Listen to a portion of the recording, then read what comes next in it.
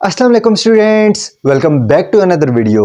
मेरा नाम मोहम्मद एजाज है और आप देख रहे हैं the world of physics and mathematics. तो स्टूडेंट्स, आज हमने क्या पढ़ना है? आज हमने जो अपना चैप्टर 12 स्टार्ट किया था क्लास 9 की मैथमेटिक्स का, line bisectors and angle bisectors, उसका सेकंड थ्योरम पढ़ना है, थ्योरम नंबर 12.1.2।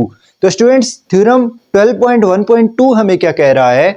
ये थ्योरम हमें कह रहा है कि any point equidistant from the end points of a line segment is on the right bisector of it.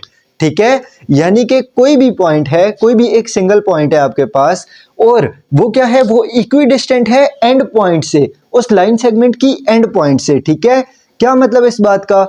पिछला थ्योरम अगर आपने देखा था फिर तो ये आपको फौरन समझ आएगा। ठीक है, तो अभी ये जो बात कर रहा है, ये कह रहा है कि अगर लेट्स सपोज आप कहते हैं कि ये आपके पास एक पॉइंट है, ठीक है, और ये क्या है?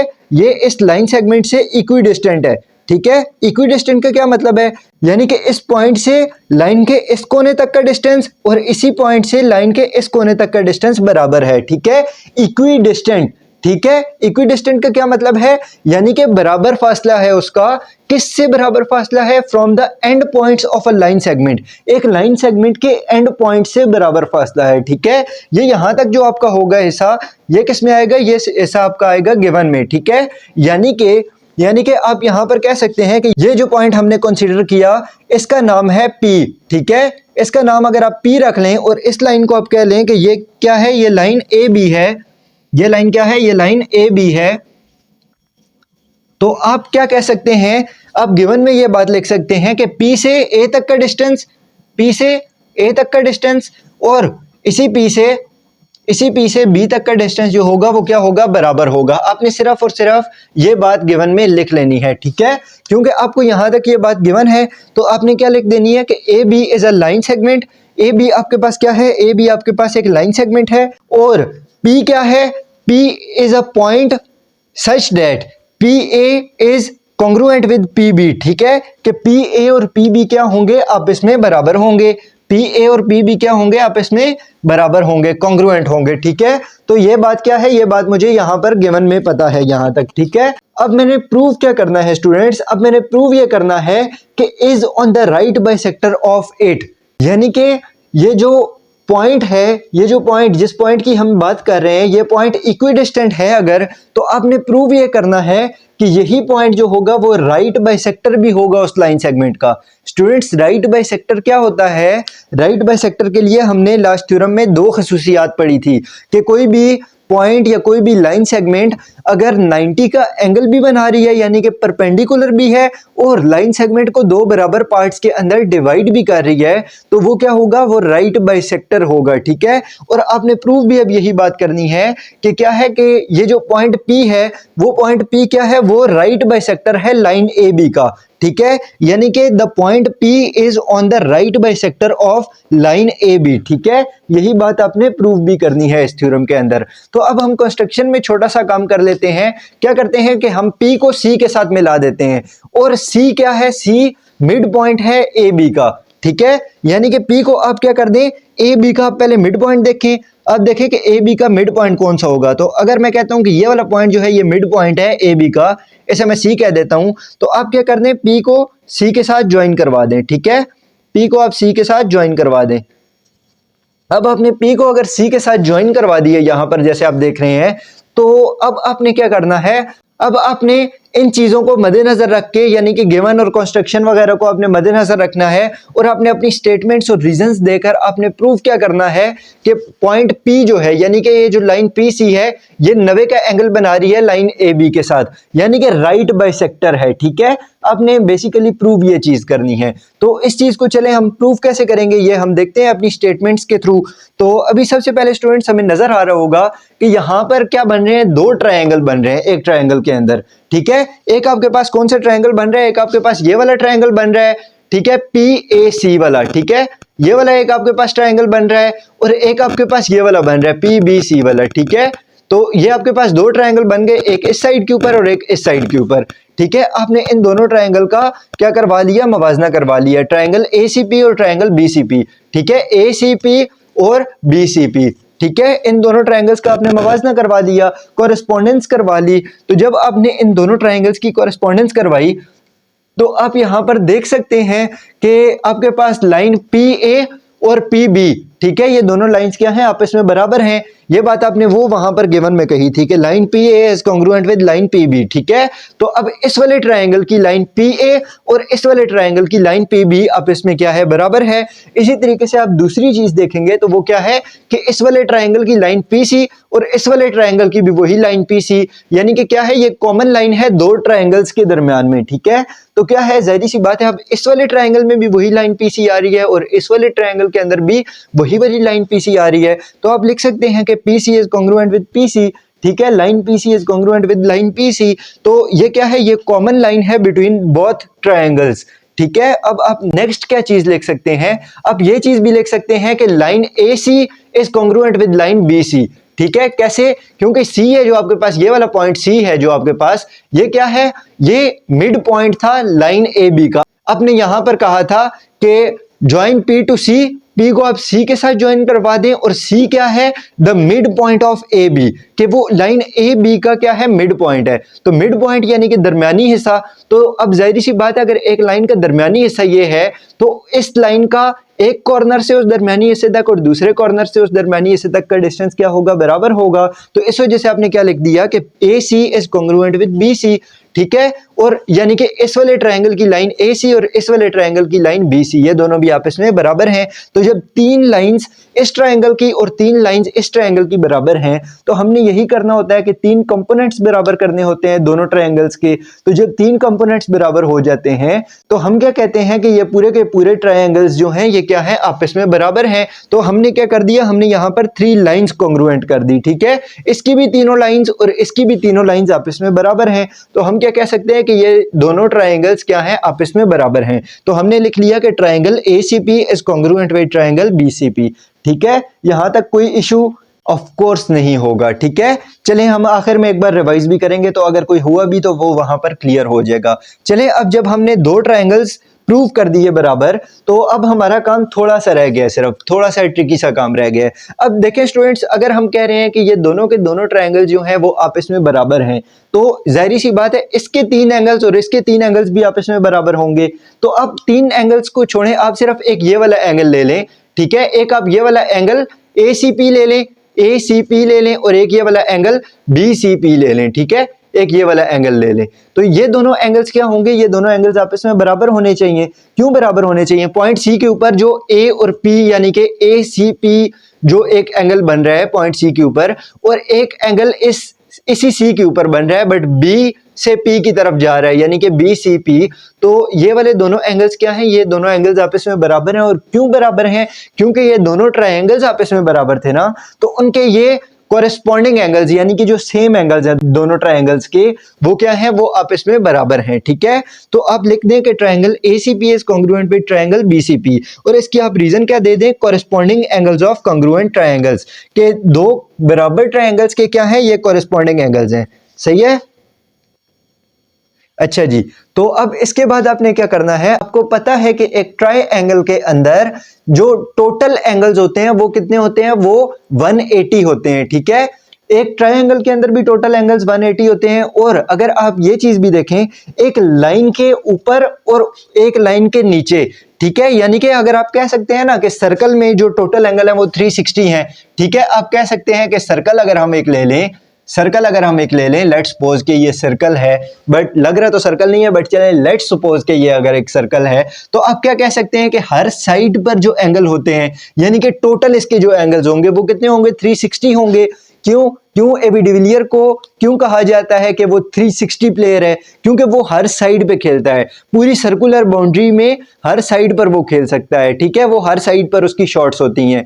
तो क्या है, वो 360 है। 360 का क्या मतलब है, यानी कि पूरे सर्कल के अंदर जो टोटल एंगल्स होंगे वो क्या होंगे, वो 360 होते हैं, ठीक है। तो अगर यहां पर पूरे के पूरे एंगल्स जो हैं वो 360 हैं, लेट्स सपोज आप यहां से स्टार्ट करते हैं और यहां से घूमकर टोटल आप यहां पर वापस आ जाते हैं तो आपके पास जो टोटल एंगल होगा वो कितना होगा, 360 बन जाएगा। अब आपने क्या देखना है, अब आप लेट्स सपोज एक लाइन ड्रॉ कर रहे हैं, स्ट्रेट लाइन, ठीक है, जो सर्कल को मिड से काट रही है। तो अब इस लाइन के ऊपर कितने एंगल्स होंगे और नीचे कितने होंगे? जब सर्कल दो बराबर हिस्सों में कट हो गया है तो जाहिर सी बात है उसके एंगल्स भी दो बराबर हिस्सों में कट हो जाएंगे। यानी कि इस लाइन के ऊपर भी 180 एंगल है, यानी कि इस लाइन के ऊपर वाला एंगल जो है वो भी 180 है, वो भी 180 डिग्री है, और इसी लाइन के नीचे जो एंगल है वो भी कितना है? 180 डिग्री ही है। ठीक है, तो अब स्टूडेंट्स अगर आप देखें तो कोई भी स्ट्रेट लाइन है, ठीक है, कोई भी स्ट्रेट लाइन है, कोई भी स्ट्रेट लाइन है, उसके ऊपर के एंगल्स और उसके नीचे के एंगल्स हमेशा क्या होंगे? 180 होंगे। तो स्टूडेंट्स अब अगर आप यहां अपने इस ट्रायंगल के अंदर देखें तो ये आपके पास लाइन ए बी जो है इसके ऊपर कितने एंगल्स होंगे? 180 होंगे टोटल। ठीक है, और इसके ऊपर वाले एंगल्स के कौन कौन से एंगल्स आपके पास बन रहे हैं? एक ACP बन रहा है और एक BCP बन रहा है। तो ACP और BCP को अगर आप ऐड करें, ठीक है, तो टोटल आपके पास एंगल कितने आएंगे? 180 आएंगे। तो इस तरीके से आप कह सकते हैं कि measurement angle ACP plus angle BCP, ठीक है, इज इक्वल टू 180 डिग्री। कि ACP यानी कि ये वाला एंगल और ये वाला एंगल अगर आप ऐड करें तो एक लाइन के ऊपर जो टोटल एंगल होते हैं वो उसके बराबर आ जाएगा। ठीक है, यानी कि 180 के बराबर आ जाएगा यहां पर। ठीक है, और इसी तरीके से आपको पता है कि ACP और BCP बराबर है। ठीक है, ACP और BCP बराबर है आपस में। तो अब आपने क्या करना है कि देखें जब दो एंगल्स आपस में हैं भी बराबर और उनका सम भी क्या है? 180 है, तो अब जाहिर सी बात है उसका एक एंगल कितना होगा और दूसरा एंगल कितना होगा? सम उसका 180 है ना, दोनों को अगर आप ऐड करें। ठीक है, दोनों को अगर आप ऐड करें तो क्या 180 आ रहा है, तो एक भी 90 होगा दूसरा भी 90 होगा, तो तब आपके पास ये दोनों कंडीशन सेटिस्फाई होंगी कि दोनों एंगल्स हैं भी बराबर और दोनों एंगल्स का सम जो है वो भी 180 है। ठीक है, ये बात आपको समझ आ गई कि देखें अब ACP और BCP बराबर हैं और दोनों अगर 90 के बराबर है, ठीक है, दोनों अगर 90-90 हैं तो क्या है कि यहां पर आपकी इक्वेशन 1 भी और इक्वेशन 2 भी दोनों सेटिस्फाई हो जाती हैं, यानी कि दोनों हैं भी बराबर और दोनों का सम जो है वो भी 180 है। ठीक है, तो क्या है कि यहां पर ये वाली आपने जो थर्ड बात लिख ली कि ACP is equal to BCP is equal to 90 degree, यानी कि ACP भी 90 है और BCP भी 90 है। तो ये बात आपने कहां से लिखी? ये बात आपने लिखी फ्रॉम इक्वेशन 1 एंड 2। ठीक है, और इसे आपने नाम दे दिया इक्वेशन 3 का। अब आपको ये बात पता चल गई है कि ये वाला ACP भी 90 डिग्री है और ये वाला BCP जो है ये भी आपके पास क्या है? 90 डिग्री है। ठीक है, ये भी अब आपको पता चल गया। अब आपने क्या करना है? अब आपने सिंपल लिख देना है कि PC is perpendicular to AB। ठीक है, यानी कि PC वाली जो लाइन है, ये लाइन जो PC है वो क्या है? AB के ऊपर परपेंडिकुलर है। ठीक है, परपेंडिकुलर का सिंबल ये यहां पर जैसे अभी मैं डाल रहा हूं ये इस तरीके से डलता होता है। ठीक है, तो आपने क्या लिखा कि PC is perpendicular on AB। ठीक है, यानी कि PC क्या है? AB के ऊपर परपेंडिकुलर है। और आपको यह बात भी पता है कि CA और CB जो है वो भी बराबर हैं। ठीक है, CA और CB ये भी आपस में बराबर हैं क्योंकि आपने कहा था कि C क्या है? मिड पॉइंट है लाइन AB का। ये बात भी आपको पहले से पता है। तो अब आप क्या कह सकते हैं कि PC क्या है? वो राइट बाइसेक्टर है लाइन AB का। ये आप कैसे कह सकते हैं? क्योंकि मैंने आपको कहा था कि राइट बाइसेक्टर होने के लिए दो कंडीशन सेटिस्फाई होनी चाहिए, एक परपेंडिकुलर हो और दूसरा क्या हो? बाइसेक्टर हो। बाइसेक्टर यानी कि दो हिस्सों में तोड़ने वाला और परपेंडिकुलर यानी कि 90 का एंगल बनाने वाला। तो अब दो बराबर हिस्सों में तोड़ने वाली बात यहां से प्रूव हो रही है कि CA और CB आपस में बराबर हैं। ठीक है, CA और CB आपस में बराबर हैं यानी कि लाइन AB को दो बराबर हिस्सों में ये कट कर रहे हैं। तो क्या है कि ये वाली एक कंडीशन यहां से प्रूव हो गई, दूसरी कंडीशन यहां से प्रूव हो गई कि PC जो है वो AB के साथ 90-90 के एंगल बना रहे हैं यानी कि परपेंडिकुलर हैं। तो आप क्या लिख सकते हैं कि राइट बाइसेक्टर है PC, लाइन PC जो है ये वाली, ये क्या है? AB का राइट बाइसेक्टर है। ठीक है, और ये आपने कहां से लिखी? From equation 3 and 4। ठीक है, यानी कि परपेंडिकुलर और यहां से क्या है? बाइसेक्टर।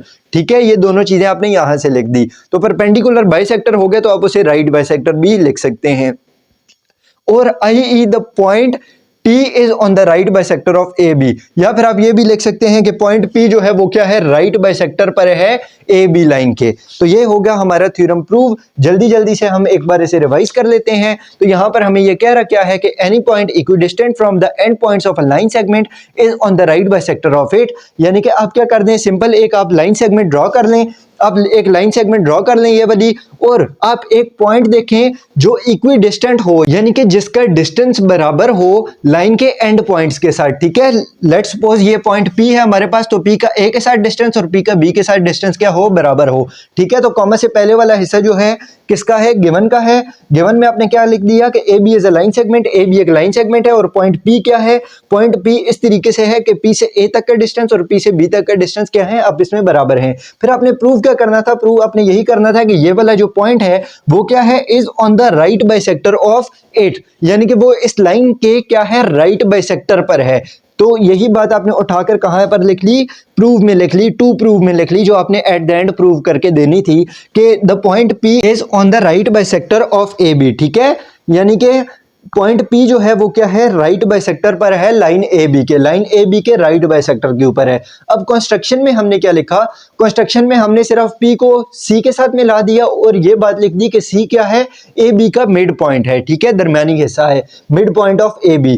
ठीक है, और उसके बाद अब मैंने स्टेटमेंट्स रीजंस के अंदर आया, तो मैंने क्या किया, मैंने इस वाले ट्रायंगल को और इस वाले ट्रायंगल को, दो अलग अलग ट्रायंगल्स जो बन रहे थे मेरे पास, उसे मैंने उठा लिया। ये 90 का एंगल जो था ये पहले मेरे पास गिवन नहीं था। ठीक है, ये बाद में मैंने प्रूव किया था। तो अब ये दोनों अलग अलग ट्रायंगल्स मैंने उठा लिए। दोनों ट्रायंगल्स के अंदर मैंने क्या कहा, मैंने कहा कि PA और PB बराबर हैं। ये बात मुझे कहां से पता चली थी, इस गिवन से पता चली थी। उसके बाद मैंने कहा कि PC और PC बराबर हैं, यानी कि इस वाले ट्रायंगल की भी और इस वाले ट्रायंगल की भी साइड PC जो है वो क्या है, वो बराबर है, कॉमन है दोनों ट्रायंगल्स के अंदर। ठीक है, वो बात भी मैंने यहां पर लिख ली। और उसके बाद line AC is congruent with line BC, क्योंकि C जो है वो मिड पॉइंट है AB का, तो इस वजह से A से C तक का डिस्टेंस और B से C तक का डिस्टेंस क्या होगा, बराबर होगा। और मैंने इसी बेस के ऊपर, यानी कि तीन चीजें मैंने बराबर कर दी थी, तो मैंने क्या लिख दिया कि triangle ACP is congruent with triangle BCP, और इसकी मैंने रीजन क्या दे दी, side side side is congruent with side side side. ठीक है, और इसके बाद मैंने क्या लिख दिया कि जब दोनों ट्रायंगल्स आपस में बराबर हैं तो इसका एंगल जो C के ऊपर बन रहा है, यानी कि ACP और BCP, ये दोनों एंगल क्या होंगे, ये दोनों एंगल आपस में बराबर होंगे, और ये क्या है, कोरिस्पॉन्डिंग एंगल्स हैं कॉन्ग्रुएंट ट्रायंगल्स के। ठीक है, अब इसके बाद मैं क्या लिख सकता हूं, इसके बाद मुझे पता है कि किसी भी लाइन के ऊपर वाले एंगल या नीचे वाले एंगल्स क्या होते हैं, वो 180 के बराबर होते हैं। तो मैं कह सकता हूं कि इस लाइन AB के अपर एंगल्स जो होंगे, यानी कि यहां पर पॉइंट C के ऊपर, ये सारे किसके बराबर होंगे, 180 के बराबर होंगे। तो मैं कह सकता हूं कि angle ACP plus angle BCP is equal to 180 degree, और इन्हें मैं क्या कहता हूं, सप्लीमेंट्री एंगल्स कहता हूं। ठीक है, अब इसके बाद जब मुझे यह भी पता है कि ACP और BCP का सम जो है वो क्या है, वो 180 डिग्री है, और ACP और BCP आपस में बराबर भी हैं, तो अब मुझे कुछ ऐसा करना है कि ये वाली इक्वेशन 1 भी सेटिस्फाई हो जाए और 2 भी सेटिस्फाई हो जाए। तो इसके लिए मैं क्या कह देता हूं कि ACP जो है वो भी 90 है, ये भी 90 है, BCP जो है ये भी 90 है, तो 90 प्लस 90 क्या हो जाएगा, 180 हो जाएगा, यानी कि 90 प्लस 90 इज इक्वल टू 180। ठीक है, अब क्या हो गया, 90 के बराबर भी हो गया, यानी कि ACP भी 90, BCP भी 90।